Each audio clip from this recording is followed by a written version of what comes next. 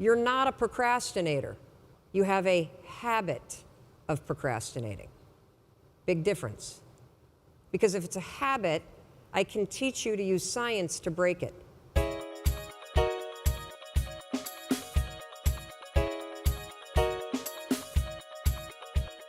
So let's talk a little bit about procrastination.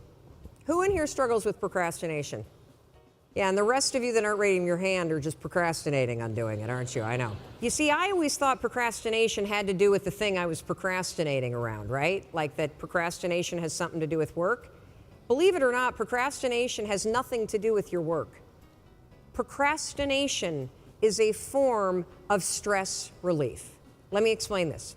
So let's say that you've got some stuff going on in your life, and heck, who doesn't have stuff going on in your life? Maybe you're fighting with your significant other.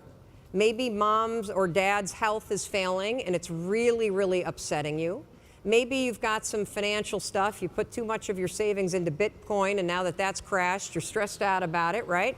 And so you go into work, and when you get into work, you got stuff to do, you kind of walk in and you got this big stress ball that subconsciously is hanging over your head. And so you walk in and you sit down and you know you got 13 phone calls you need to make. And you also know that you've been chickening out, you've been making easy calls, and there's a bunch of CIOs or other people that are higher level that you haven't been calling. And so as you sit down to do it and you got the stress on your shoulders, your brain it starts to go, wait a minute, well, you want me to make a call to somebody that I'm scared to make? Absolutely not. I'm so stressed out about, can we just watch some cat videos for a minute? And next thing you know, an hour's gone by. And then, of course, what do? You beat yourself up. So the only way that you can break this habit, and that's an important word for you to hear, you're not a procrastinator. You have a habit of procrastinating. Big difference.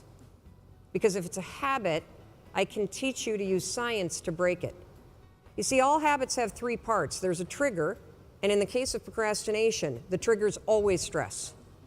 Then there's a pattern you repeat, and in the case of procrastination, it is to avoid doing something. And then there's a reward. You get a little stress relief. The only way to break a habit, you guys, is not to deal with the triggers. You're never going to get rid of the stress in your life, but you can 100% change your pattern of avoiding work.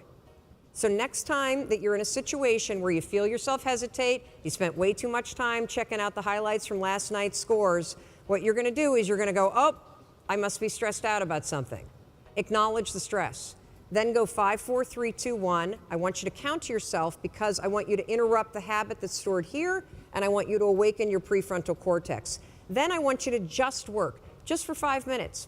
The reason why I want you to only work for 5 minutes is because your problem isn't working. It's the habit of avoiding. I just need you to start. And here's the other cool thing. We know based on research that if we can get you to start, 80% of you are going to keep going.